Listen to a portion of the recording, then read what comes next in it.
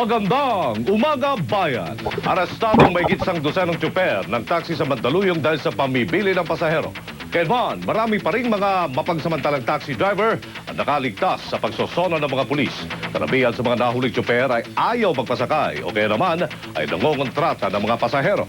Nagbantay ang mga pulis sa SM Mega Mall, Robinsons at Star Mall matapos ng reklamo kaugnay ng mga namimiling tsuper.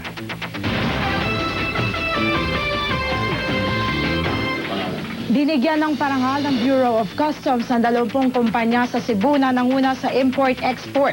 Dahil sa mga kumpanyang ito, lumagpas ng halos 2 doble ang koleksyon ng customs sa Cebu.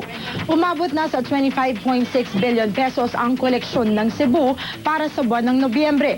Mas mataas ng 144 million pesos sa target nilang 318 million pesos.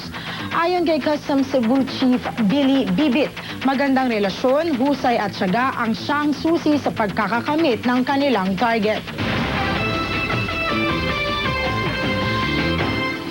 Unang bugso pa lamang yan sa mga nagpapagat maaksyong police report sa pagbabalik po ng Fastbreak Balita.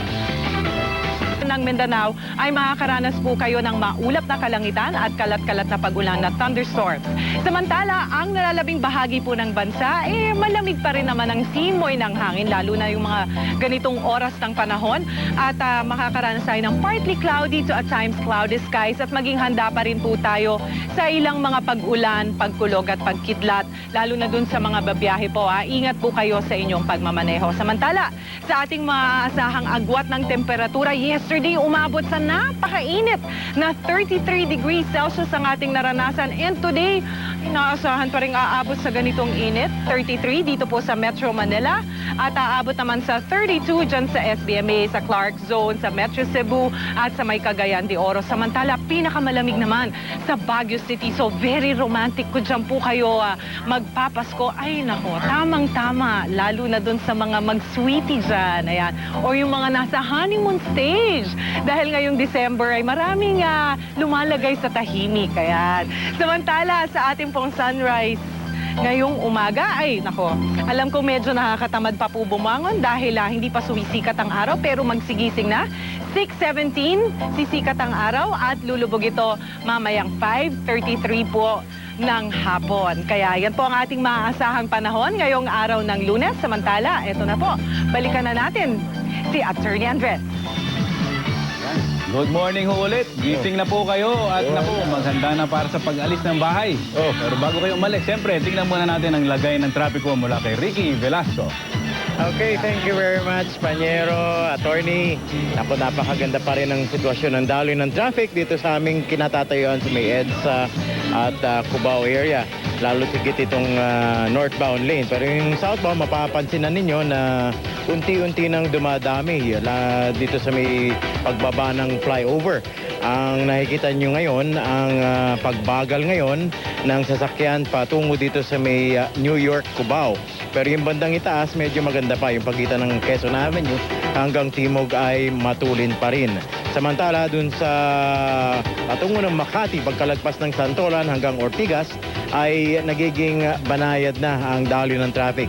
Pero wag mag-alala dahil maluwag pa naman yung pagitan ng Shaw Boulevard, Ortigas hanggang makarating ng Hilpuyat o itong Buendia Avenue. Samantala, may update lang ako tungkol dun sa sunog na naganap kaninang madaling araw dito sa may Lapus Compound sa may Santa Ana, dyan sa may Old Panaderos. Ito'y hindi pa nadideklarang fire out, under control pa lamang at halos 30 bahay ang natupok ng naturang sunog na umabot sa Task Force Delta. O ibig sabihin niyan ay napakaraming truck ng bombero ang kailangan rumisponde dito sa naturang sunog na ito. At kasalukuyan ay lumalagablab pa ang naturang sunog dyan sa may lugar ng Lapus Compound sa may Santa Ana, Manila.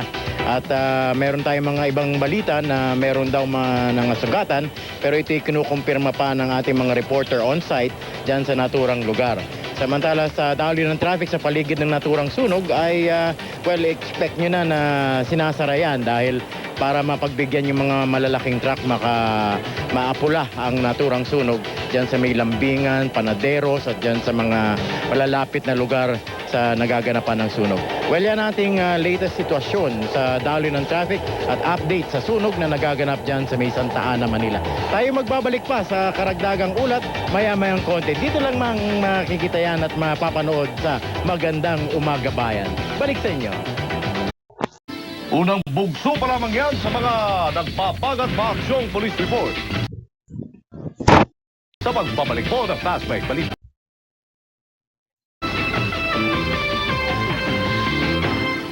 Unang bugso pa lamang yan sa mga nagpapagat maaksyong police report. Sa pagbabalik po ng Fast Break Balita. Unang bugso pa lamang yan sa mga nagpapagat maaksyong police report. Sa pagbabalik po ng Fast Break Balita.